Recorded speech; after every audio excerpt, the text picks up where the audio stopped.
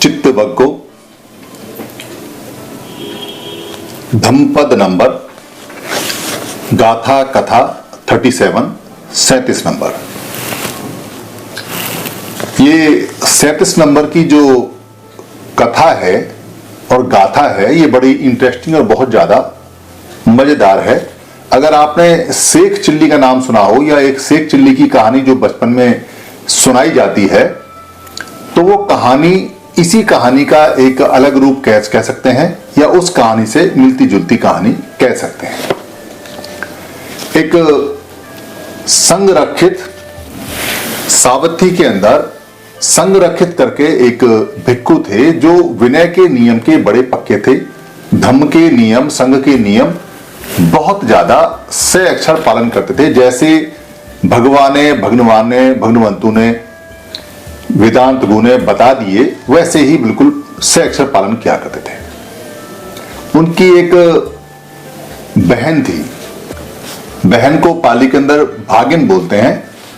तो उनकी जो भागिन थी उसको एक बेटा हुआ और चूंकि संरक्षित भिक्षु बन चुके थे और बड़े नामी भिक्षु थे इसलिए उनकी बहन ने अपने पुत्र का नाम उसी जो भाई थे यानी जो संरक्षित भिक्षु थे उनके ऊपर रखा।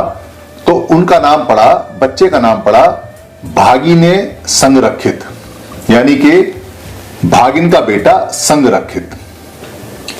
भागिने जब बड़ा हुआ तो अपने मामा को देख के उसका मन भी धम्म में जाने के लिए मचलने लगा और उसने भी जो संपदा है उपसंपदा है वो ली और वहां सामनेर का जीवन व्यतीत करने लगा, साधना में रत रहने लगा। जब वो भागिने संरक्षित यानी संरक्षित का जो भांजा था, उनकी जो बहन का लड़का था जो सामनेर हो गया, जब वो एक गांव में ठहरा तो वहां वर्षावास का समय चल रहा था। वर्षावास के समय उसको 2 चीवर दान में मिले। 2 चीवर दान में मिलने पे एक चीवर उसने रखा अपने मामा के लिए क्योंकि मामा से वो बहुत ज्यादा प्रेरित था। मामा उसके लिए सब कुछ थे, बड़ी श्रद्धा थी, बहुत ज्यादा मामा का मान था, सम्मान था।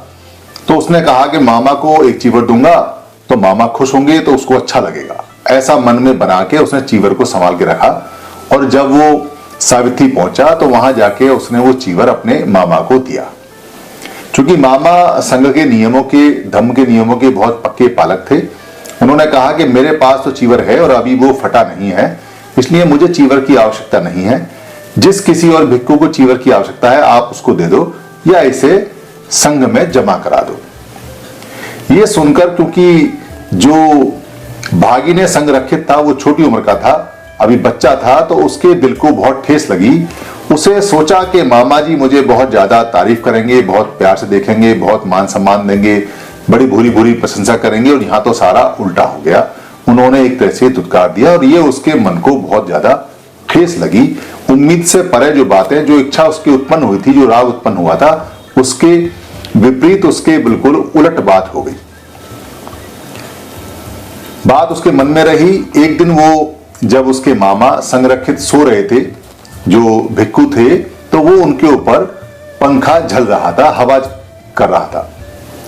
हवा करते करते उसको यहां ध्यान आया कि यहां मेरी कोई इज्जत नहीं है और यहां मुझे कोई फायदा नहीं हुआ क्योंकि मेरे मामा ने मेरी कुछ बात रखी नहीं।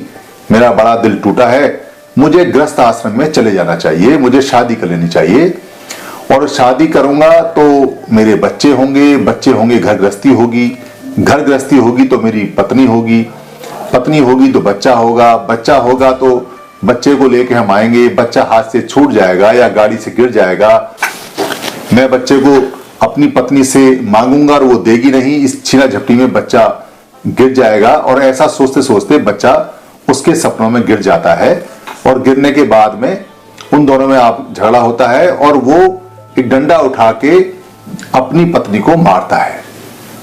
उधर वो सपने में डंडा मारता है, इधर सच में जो वो पंखा जल रहा है वो पंखा अपने मामा के ऊपर मार देता है।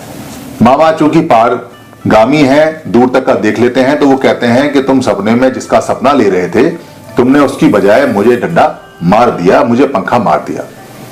उसे ये सुनकर कि मामा को कैसे पता चला कि मैं सपने में कोई बात ऐसा सोच रहा था, कर रहा था, बड़ा डर लगा और वो वहां से भागने लगा। तो कुछ भिक्षुओं ने उसको पकड़कर भगवान के सामने पेश किया। तब भगवान ने ये गाथा कही सावित्री के अंदर। गाथा इस प्रकार है, दूरंगमं एक चरंग ए शरीरंग गुहा सयंग ये चित्तं संयमेसन्ति मोक्षन्ति मार बंधना।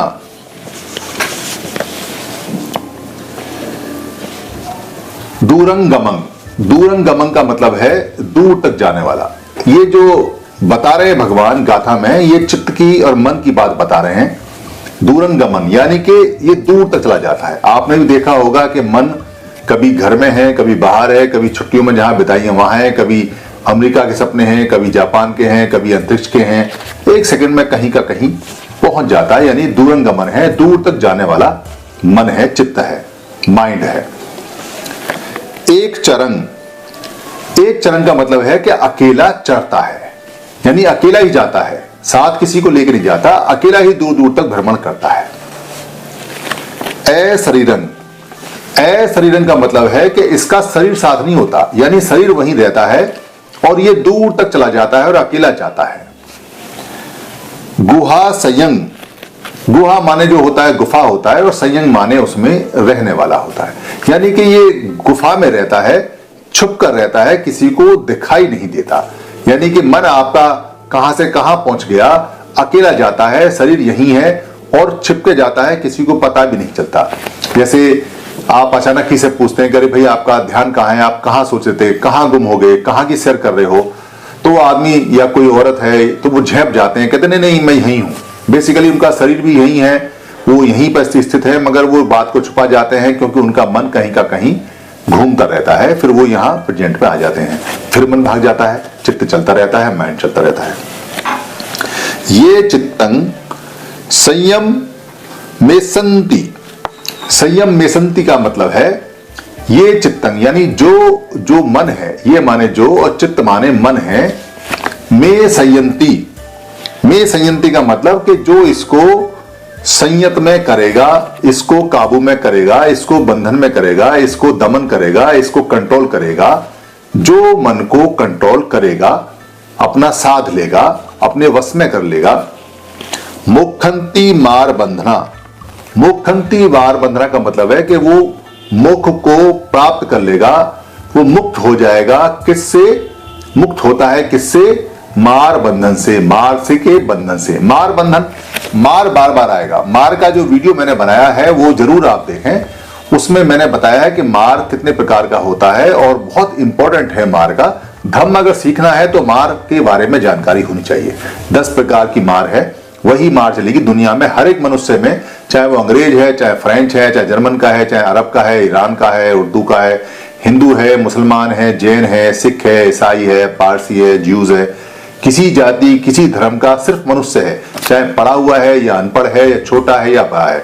10 प्रकार से दुख आता है मनुष्य के शरीर में, उसको मार बोलते हैं। यानी वो मार के बंधन से मुक्त हो जाएगा, दुख के बंधन से मुक्त हो जाएगा जो अपने मन को संयत कर लेगा, कंट्रोल कर लेगा।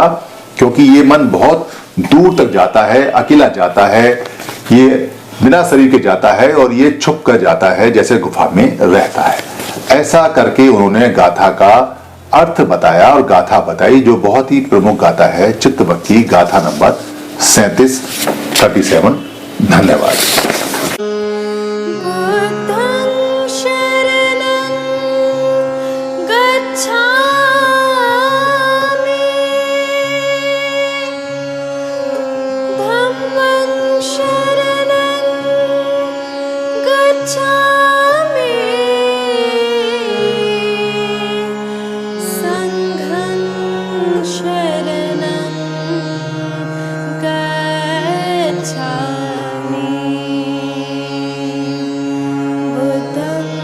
शरणं गच्छामि।